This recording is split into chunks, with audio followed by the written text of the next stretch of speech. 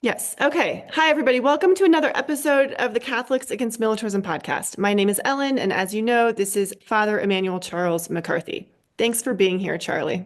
Ah, you're welcome.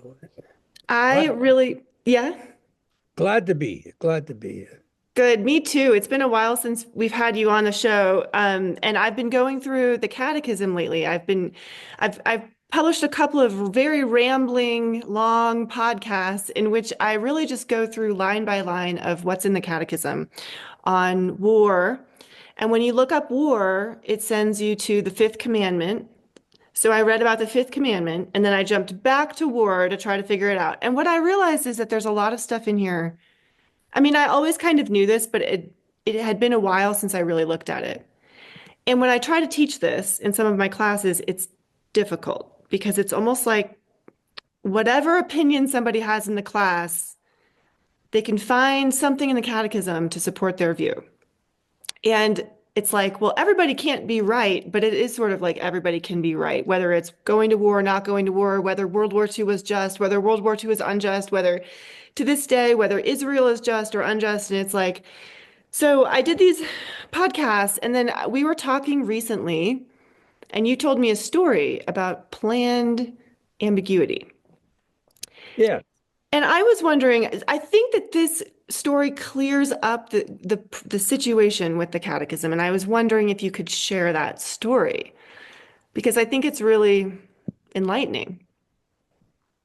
Well, on the surface, it sounds like it sounds like just a cardinal being another political, but it has enormous implications. The story is this: that my friend, for about 15 years before the time of the story, Dick McSorley. Dick was a Jesuit priest who was a professor of ethics at Georgetown University. And he was really straight on gospel nonviolence. And uh, I doubt that if he weren't a Jesuit, he'd be teaching there at that level. But anyway, Dick was a wonderful man and really worked at his profession and job. And he was always at the various peace things, and supportive. Okay. Well, anyway, uh, Georgetown, of course, is in Washington, and Washington is where the uh, events took place, all the events related to the 1983 U.S. Bishop statement that eventually came out on war and peace, challenge of peace. All The right. challenge of peace. Okay. So what Dick told me was this, that he tried to go to all the meetings that he could get into. And he was there at the final meeting when the final votes were taken and adjustments made.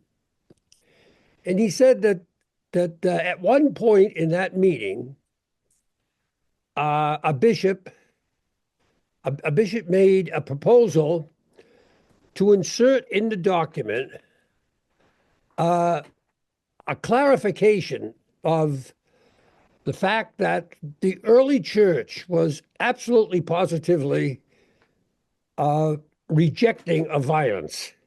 It wasn't just something it fell into. It's something that it understood as being absolutely, utterly consistent with what Jesus asked to do. And so this would have included not just the first 3 centuries, but it would have included the oral tradition before the Gospels themselves. Right. Okay. So that's what he was talking about. And he might have said it was Tom Gumbleton, but I'm not sure. I was thinking about that this afternoon. I don't want to say that, but I think he said that. Well, Okay. anyway, after the bishop made the proposal to the whole group to add this addenda at a certain point in order to have absolute clarity on the beginnings of the church in 300 years, that's a long time.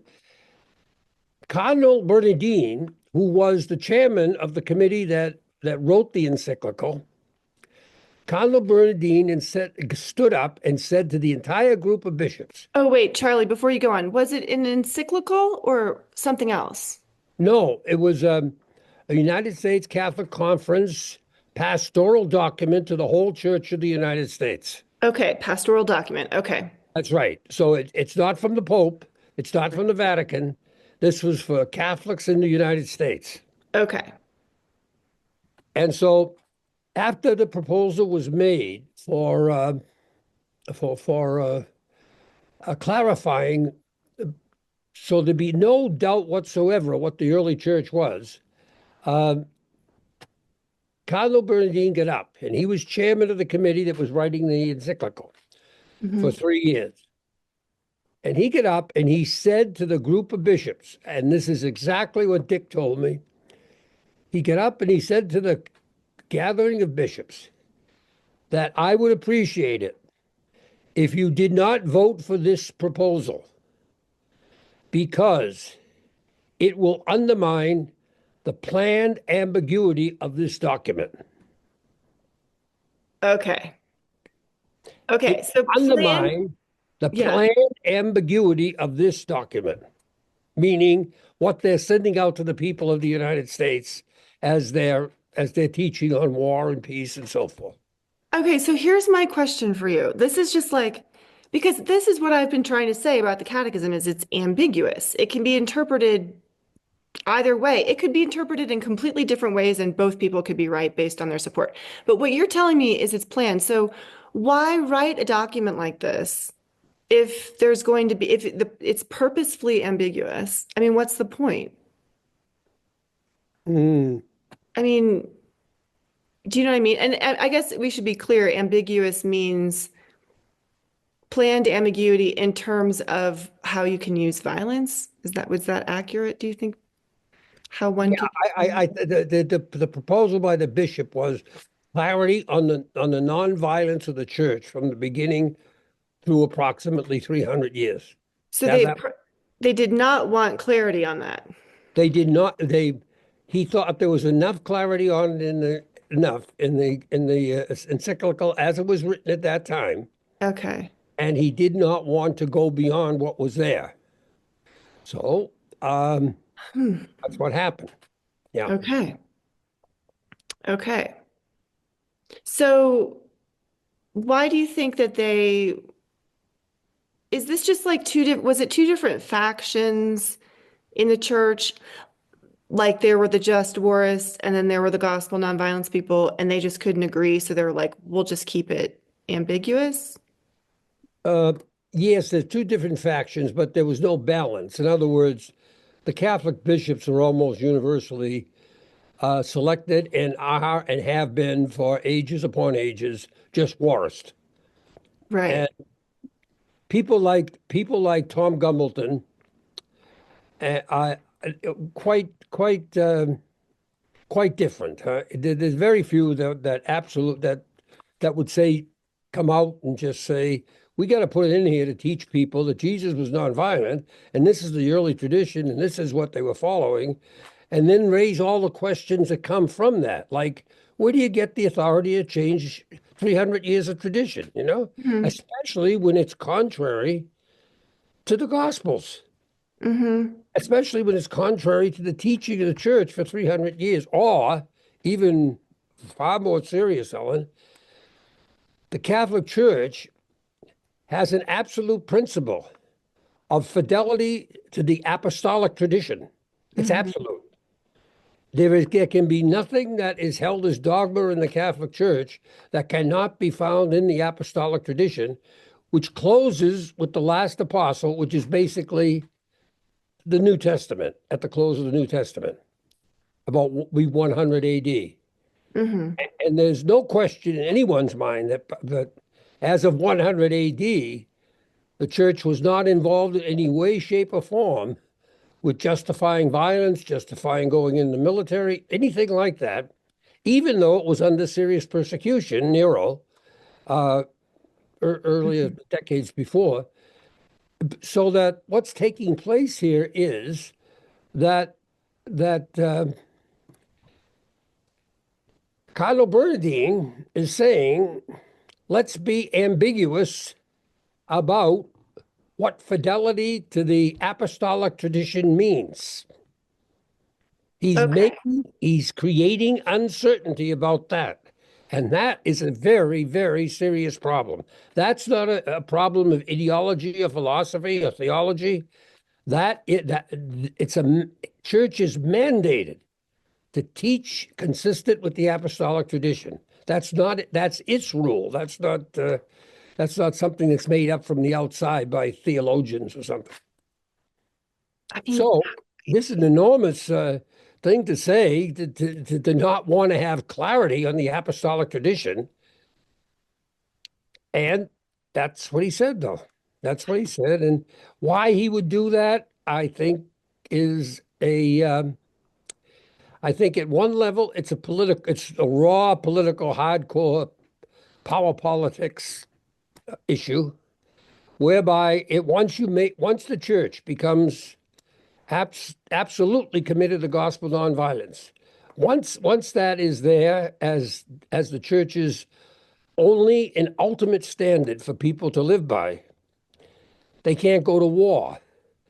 And if they can't go to war, that means in the largest military economy that ever existed, you've just lost about 65 million people. And so they didn't want that to happen because that would endanger all kinds of things in terms of church-state relationships in the United States. right. And so that's one reason. And I think that's a major reason too, right? Because the planned ambiguity means that ambiguity is one thing. Just to be clear, Ellen, this is planned ambiguity. Planned is the key word. Mhm. In the human situation, as you and I and everyone else out there lives it, there is no such thing as metaphysical certainty. A human being cannot have certainty from the eyes of God. A human being can only have what the Catholic Church calls moral certainty. And that means, from the human perspective, this is true. This is true. That does not mean that it is necessarily true. It means that the person in conscience can see and only see that this is the truth. And that's what's required of any Catholic. And that's what the primacy of conscience is all about. It's not about allowing everyone to do anything they want.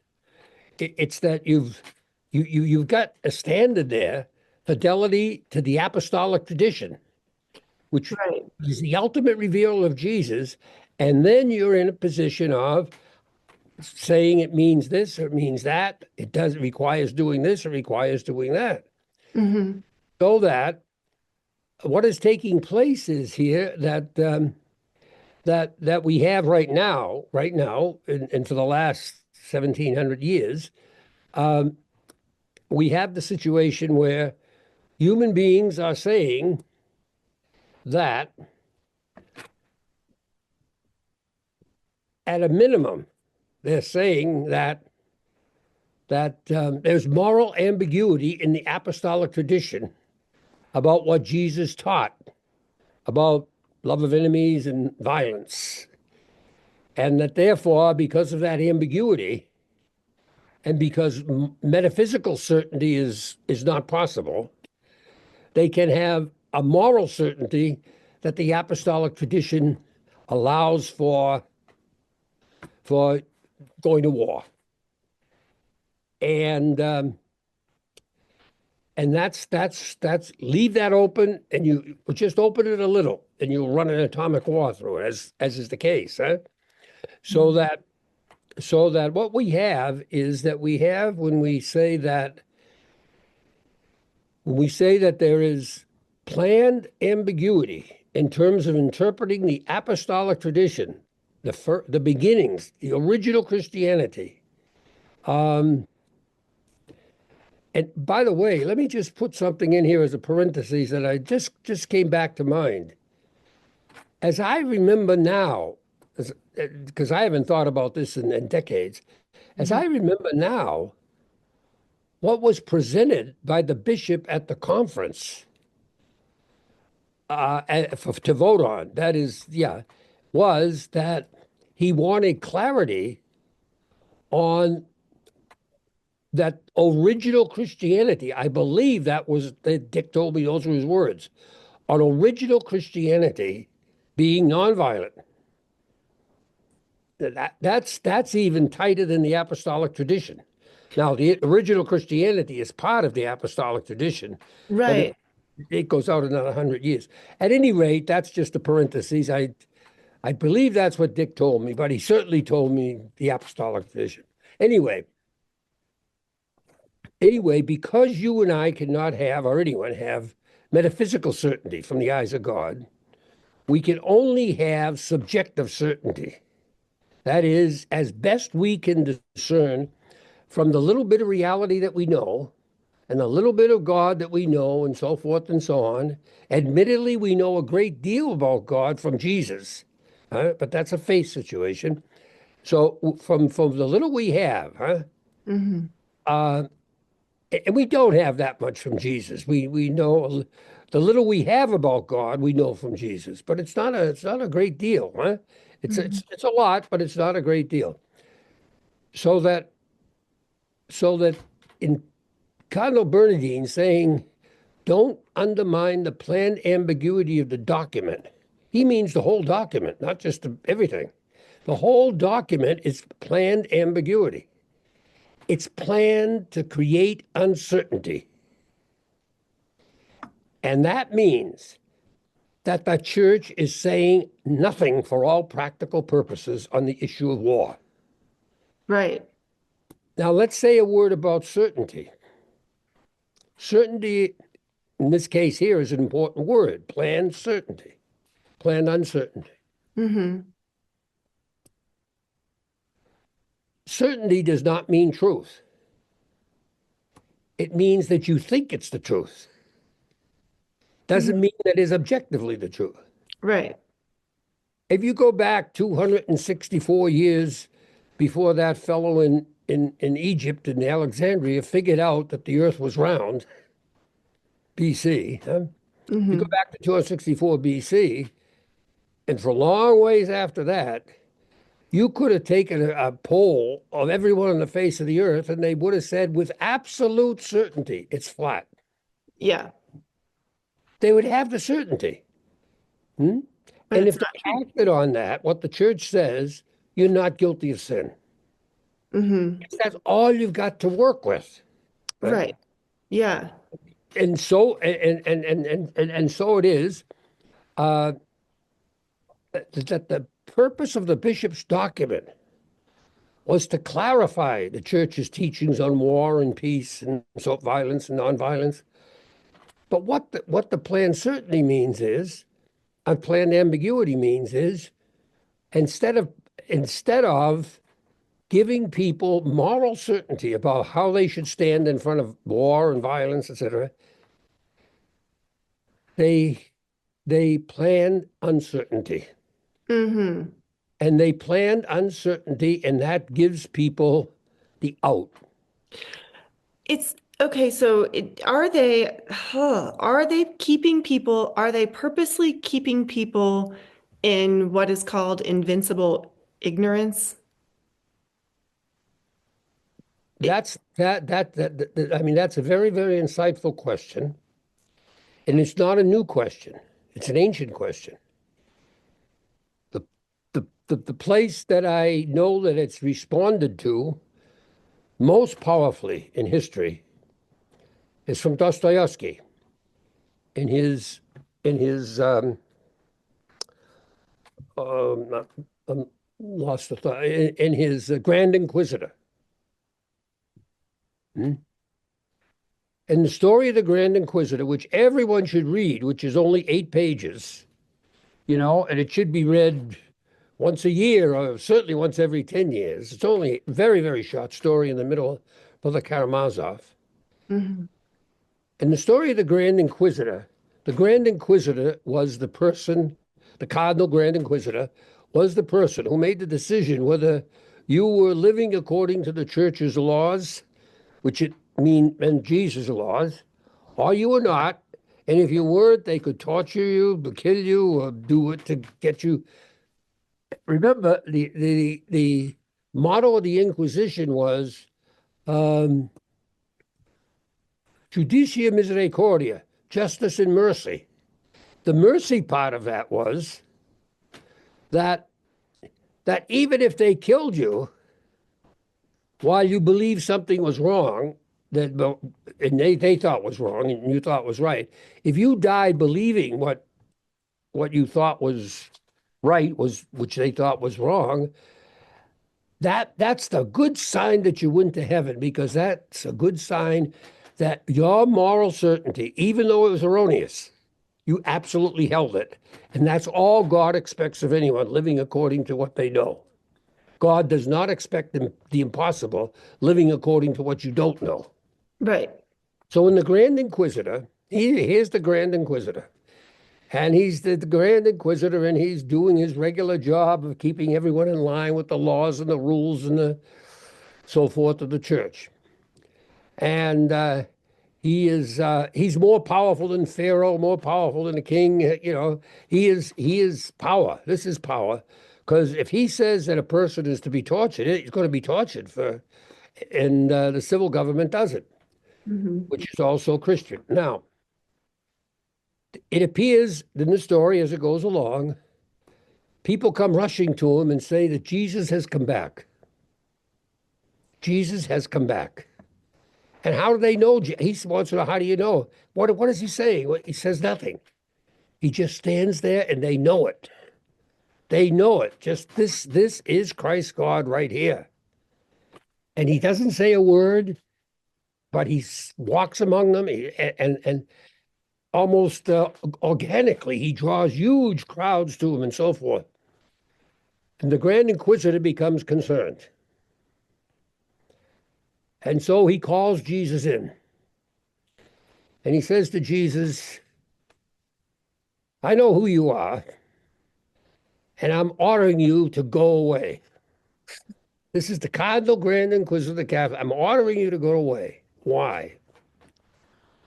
Because you don't understand how weak, how vulnerable, how fragile, how incompetent, how ignorant ordinary people are. You've given them something to live that they can't live. And it haunts them. And if they ever try to live it, they'll go crazy. It ruins their life. It takes joy out of life. It takes freedom out of life. It takes everything out of life, that gospel that you gave them. And now he says to Jesus, but look, we, meaning the church, we give them something they can live. Something they can live. And it's not what you said. In many cases, it's the opposite of what you said, but they can live it. And not only that, if they fail living it, we give them a way to come back to the church, confession. He said, we give them happiness. We let them live, these poor, wretched dolts of people who make up most of the world. We're their savior because we give them happiness in this world that they cannot have through your gospel. Because your gospel just can't be done by them. They're too weak. They don't have the freedom and so forth and so on. And Jesus listens to him, doesn't say a word. Just stands there and listens to him. And he tells Jesus to go and come back no more. We don't want you. And when you read the whole story, say, the question is the Grand Inquisitor a Christ-like figure? He knows who Jesus is. He knows what Jesus says. But he's doing this out of love for the people. His understanding of love for the people.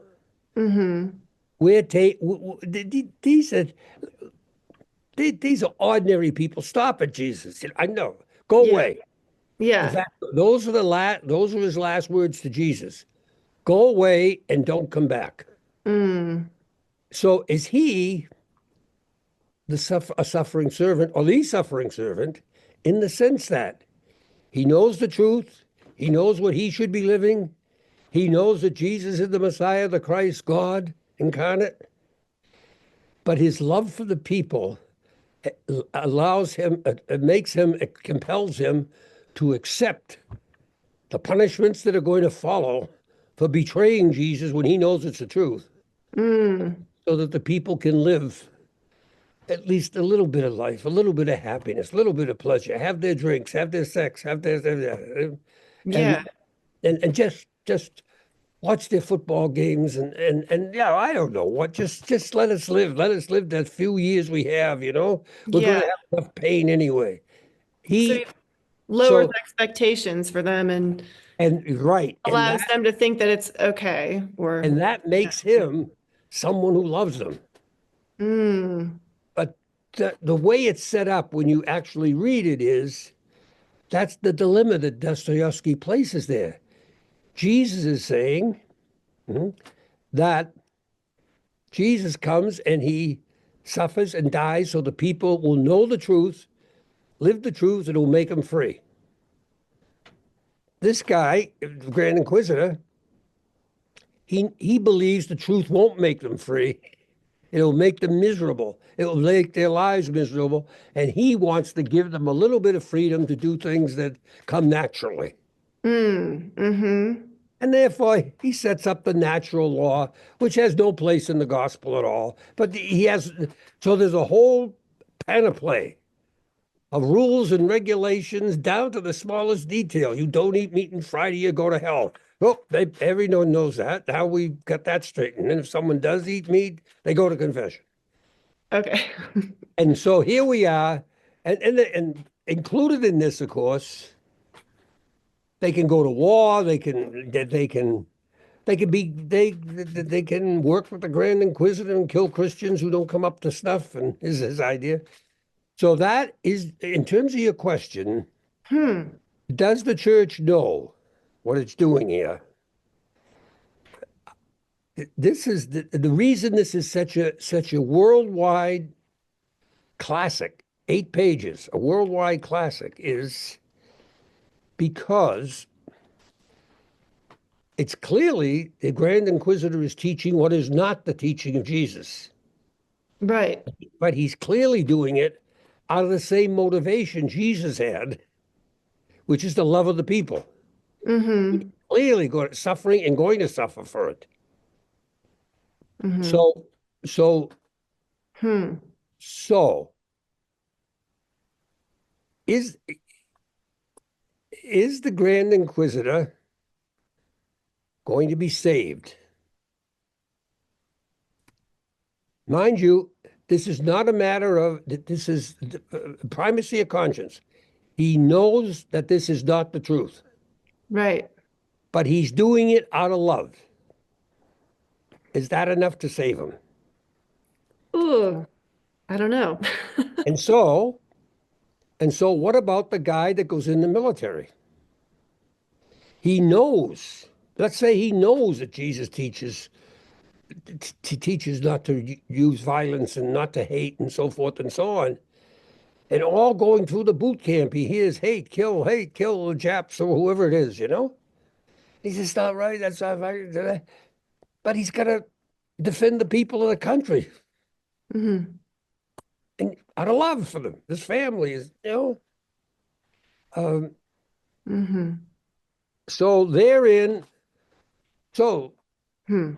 did the Pope that And just died yeah, the know Pope. that? I'm sure he did. I'm sure that dynamic runs through beginning to end of the This whole question. this whole question and the Episcopal world of the Catholic Church. Now, whether they articulate it or not to anyone but their confessors, or whether they can articulate it or not with each other, I would doubt that. I would doubt that they articulate it. Mm-hmm. They certainly have to feel it because Jesus' teachings in the apostolic tradition, the Gospels, are so blatantly clear. And it's in a weird way, it's clear in the Catechism too, because as I was going through it line by line and looking at all the footnotes, all the stuff in there about what you can do, what I call it's called avoiding war, but really the section should be called justifying war because it gives you all the outline of how to justify it and how to justify violence. But in all of that stuff, it's always referencing Thomas Aquinas or St. Augustine. And something I kept meaning to look up and I didn't. GS. I don't know if that means Gaudium et Spes, or I don't know if that means encyclical, but it's never referencing. And then anytime it talks about sort of the nonviolent side of things, it's always referencing the Gospels. And so they don't even try to like tie in all the other stuff with the Gospels. It's always like self-referencing something else in some other tradition. And So that's it's the almost way. like they are kind of admitting it in Yep, the sense that they don't dare to tie any of that stuff directly to that's right. the Gospels. So if you look close enough, it's like they are clear, but nobody's ever reading the footnotes, and I don't And know. that, Ellen, is the way it is in the 1983 U.S. Catholic Bishops' Pastoral. Okay. Exactly the same way.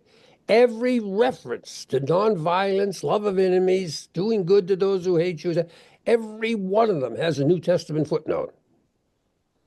After, when they start with the just war, they start with Augustine.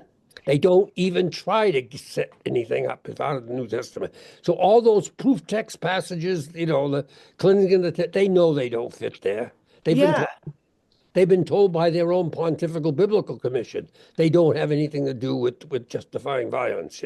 Yeah, From and they don't even tie it back to the Old Testament either. they don't even try it because Yeah. there is no just war in the Old Testament. There's Hmm. the God, there is the God who orders war. The wars in the Old Testament are holy wars. They are wars that God wants people to do.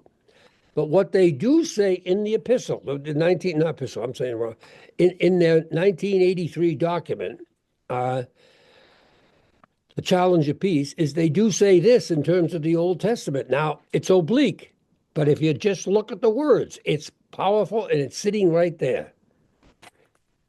These are the exact words. I know them. The the God of the New Testament is not a God who leads his people in historical victories over historical enemies. There goes Joshua in the Battle of Jericho and everything thereafter. Right. That is not God functioning there. So at least they cleared that up. At least they Who cleared reads it the though? Old Testament thing. Yeah, it's not. But no one. I'll tell you, you know, or you did it yourself. That no one reads that. No one applies it.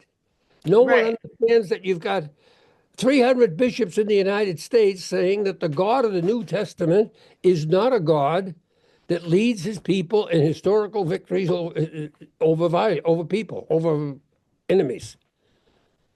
Who reads that? Who references it? Because how many times have I heard over the almost 60 years of doing this of, well, in the Old Testament, you got, Yeah. this, that, and the other And then thing. the whole Lepanto thing, which we've talked about recently, people The in, whole thing with Lepanto and all the other Christian killings and the Crusades and uh, yeah, Christians have killed, well, basically since the fourth century, they've been killing people and justifying it and saying it's somehow consistent with the foundation document and the apostolic tradition. And no, no, no, no.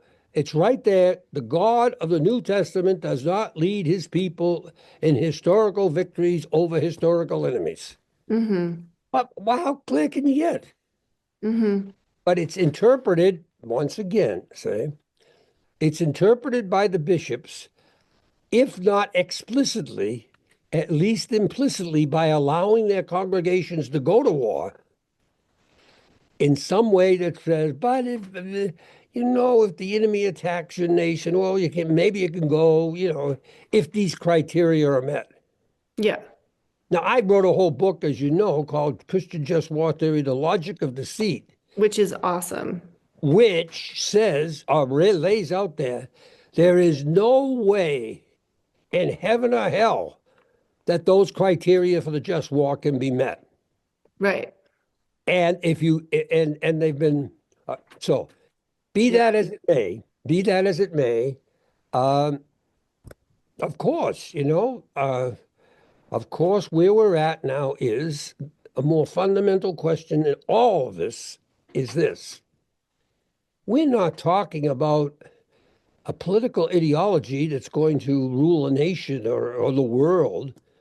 We're talking about the eternal salvation of your soul, my soul, everyone's soul. We're talking about God's plan for the eternal salvation of humanity, individually and collectively.